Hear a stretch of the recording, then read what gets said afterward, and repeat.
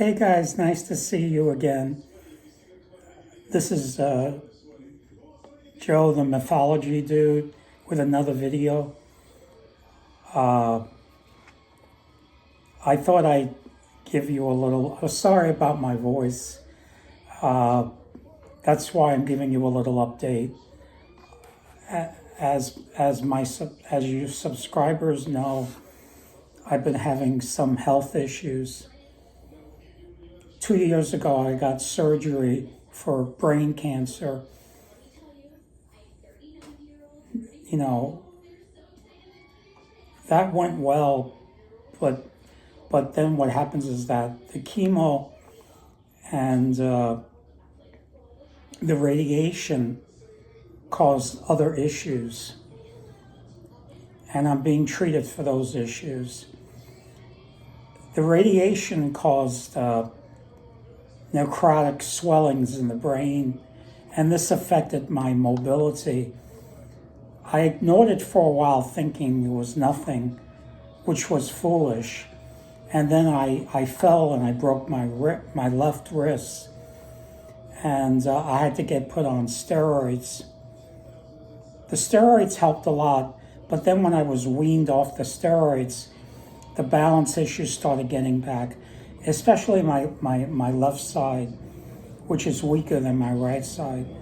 The reason why my left side got so weak is because the doctors weren't 100% sure if the cancer was gone. So what happens is that I had to be hospitalized again, and they did a biopsy of the brain of certain areas that were suspicious. And they found that, I'm cancer-free, which is good, but those suspicious spots, they're leading to pressure against the brain and weakness on my left sides, as well as a shakiness. So what happens is that I'm on this regimen of medication that is reducing this necrotic swelling.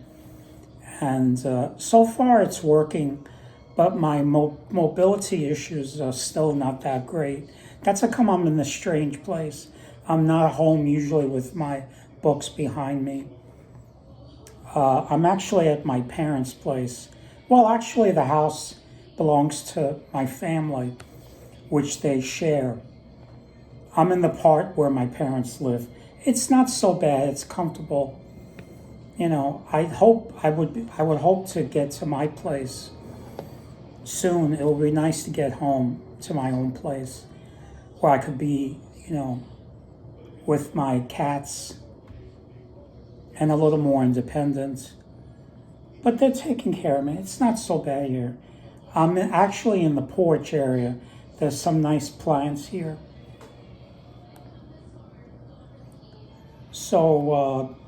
So to get around, I'm using a walker, which is back here.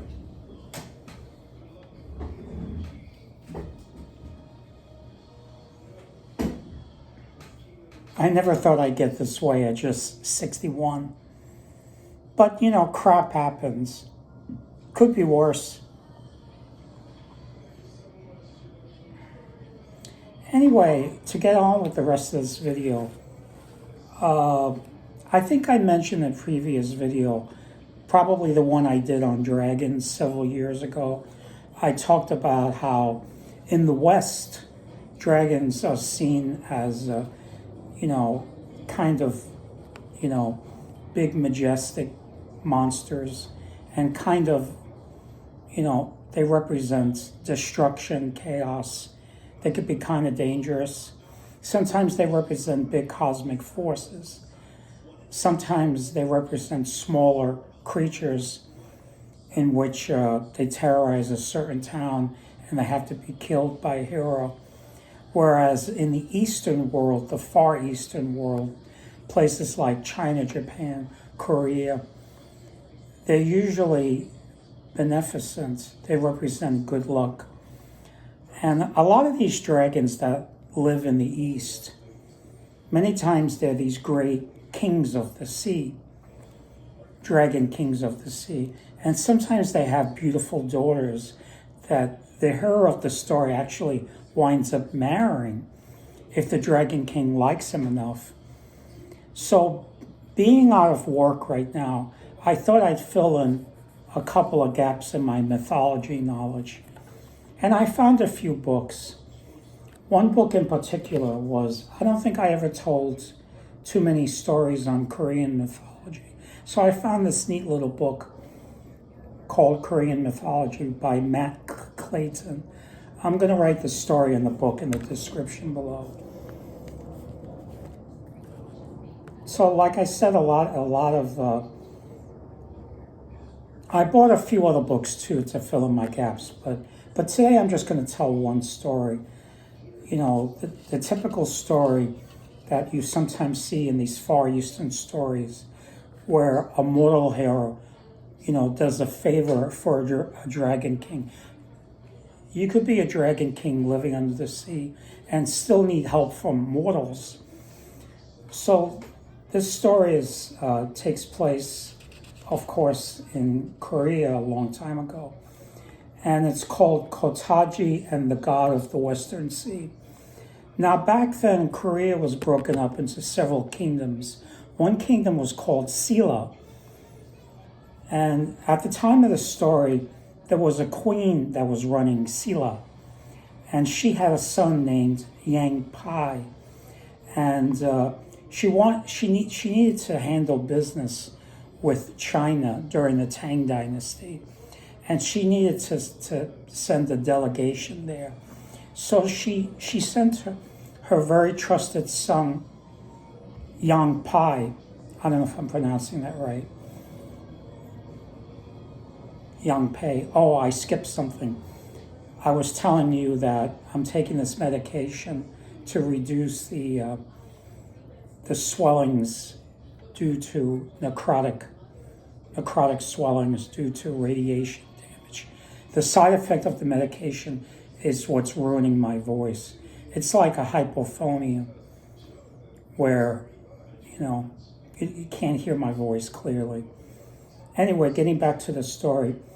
So Yang Pai is taking a delegation of Koreans to China during the Tang Dynasty. To this day, the Chinese still see the Tang Dynasty as their greatest dynasty. They achieved a lot. And he brought, in addition to the delegation, he brought 50 archers with him. The reason why he did that is because these seas are very treacherous, the sea between Korea and China. Now, Korea is a peninsula that juts out of China, but apparently they wanted to cross that little sea. This was not going over land. And apparently there were a lot of pirates in that little area, which were very dangerous. So he had 50 archers with him. Now, they were getting close to this little island on the way to China. And this huge storm was threatening to damage their ship. It was so bad, the storm, that they couldn't go any further. And they couldn't even land safely on the island. So what happens that Yang Pai asked one of his wise people, his group of diviners, and as you know, diviners are kind of like magicians, that they do various rituals where they can look into the supernatural and see if there's some force causing problems and what has to be done to appease this force. So he called some of his diviners for help, and one diviner came forth. I don't know if he found out the problem through astrological means or some other means. And he says, yeah, on this island that we're passing by, there's a sacred pond, that there's a spirit there that needs to be appeased. So we need to land on the island and find this pond and put magical objects into this pond. So Yang Pei thought this was a good idea. So I think the storm let up just enough that they were able to land on this island. And they walked around and they found this quiet little pond. And the diviner said, this is the pond. So each of them threw sacred objects in this pond. And suddenly they saw the water in the pond swoosh around and rise up. And then it sank again. So they all went back to the ship. That night, Yang Pei had a dream of an old man coming to him saying, I'm the one that caused the storm. I am the god of the Western Sea. But in order for me to stop the storm, I'm making a request. I want you to leave one of your 50 archers by my pond. So the next morning, Yang Pei brought all his crew together and says, oh, I was visited by an old man. He wants one of our archers to be in his service.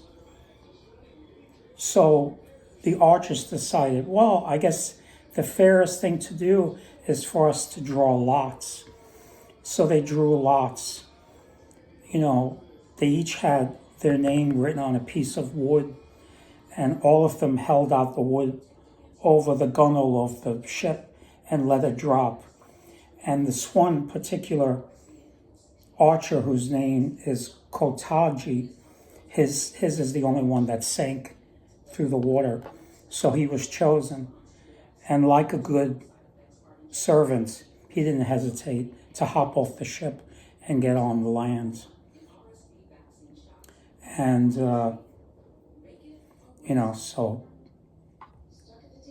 so Yang Pei said to him, thank you for doing this for us. And when we come back from China, if everything's okay with you and you're alive and everything, we'll stop by this island and we'll pick you up and we'll bring you back to Korea with us, unless you find yourself already ahead of us, either in China or in Korea. So Kot'aji was left on the island all by himself. And, he didn't have much to do for a while. So he thought he would walk around and see what he could do for himself in terms of shelter, water, food. And he comes across the ponds, and the pond starts swirling, and something rises from the pond, and it takes the form of an old man.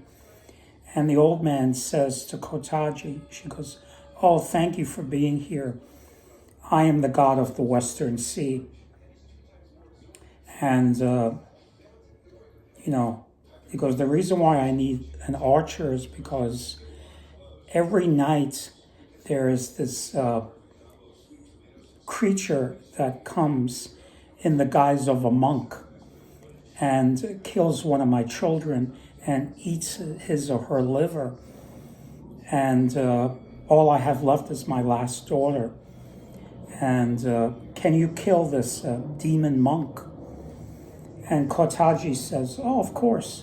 So that night, Kot'aji hides in one of the trees surrounding the pond. And during the night, he sees something descend from heaven. And sure enough, it looks kind of like a monk. So he takes his arrow and he shoots it right through the heart. And the creature lets out a scream. And then when it dies, it turns into a fox. Now, in the Far East, foxes can be very dangerous creatures. So he kills this demon monk who's a fox. So the god of the Western Sea comes out of his pond And he thanks Kot'aji and says to him, "Oh, you did us a great service. My daughter, my last child, my daughter is saved." And he goes down and he brings her up. And he says, "She agrees to be your wife, and you deserve her because you saved her life. So do me a favor and marry her and take her back to Korea with you." So what happens is that he gets this amazing little dragon ship, the god of the Western Sea. And Kot'aji says, "I'm an archer, I'm not a sailor." And the god says, "Oh, I'll take care of that." So being a dragon king, he's got tons of dragons at his service. Now these dragons, they know all about water. They bring the rain, and a lot of these dragon kings, they're rulers of the sea. So he sends to Kot'aji two of his servants, these two magnificent dragons, and they're the ones that do the sailing. So what he does, instead of going back to Korea, he decides to follow the original ship with the other 49 archers who are on their way to China. And he catches up with them. And the Emperor of China sees these two magnificent ships. And one of them is a dragon ship, the one holding the archer Kot'aji. And the Emperor knows that these are very important people coming, because one of them is a Korean royal ship. The other one is a dragon ship. And if you're coming in a dragon ship, you must be somebody special. So he takes both these ships into his harbor. And Yongpei, the daughter of the queen of Silla in Korea, handles business with the Emperor of China. And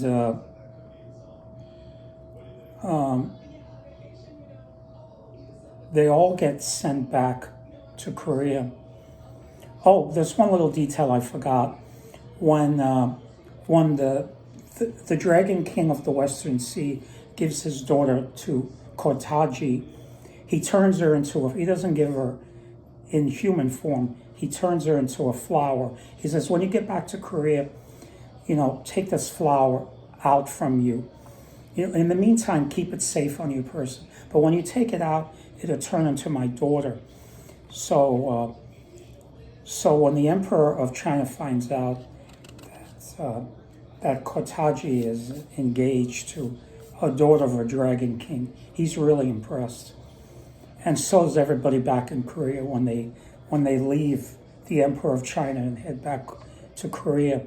He shows everybody, in the meantime, he's been keeping this flower close to his body. And when he gets back to Korea, he's like, "Hey, look what I got here." Pulls out the flower. He sets it down, turns into this amazingly beautiful woman. And they get married and they live happily ever after. So it's kind of like a typical folk tale, only from the Far East. So this gives you an idea of how the dragon is conceived in the Far East. Many times they're benevolent, they help people. Sometimes they need help, although sometimes they can cause some damage. They can be a little destructive at times. Sometimes, they could be troublesome. But a lot of times they're seen, to this day, they're seen as good luck.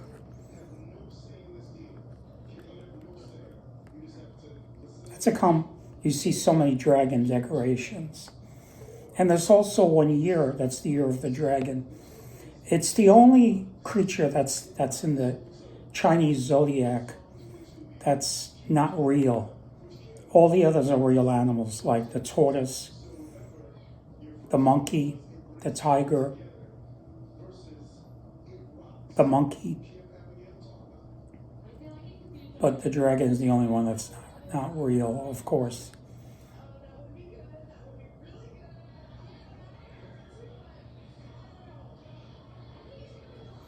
Anyway, so I'll write down the name of the story and this book in the description. I'm sorry I'm only giving you one story for today, but as soon as I'm better, I'll give you my next video will have a few more, because I'm trying to fill some holes in my mythology knowledge. Maybe I'll have another book of stories that I haven't, from a country I haven't tackled yet. So far, it's just Korea. Yeah, this was a nice little book. All right, well, until next time. Maybe the next time you'll see me, I'll be back home.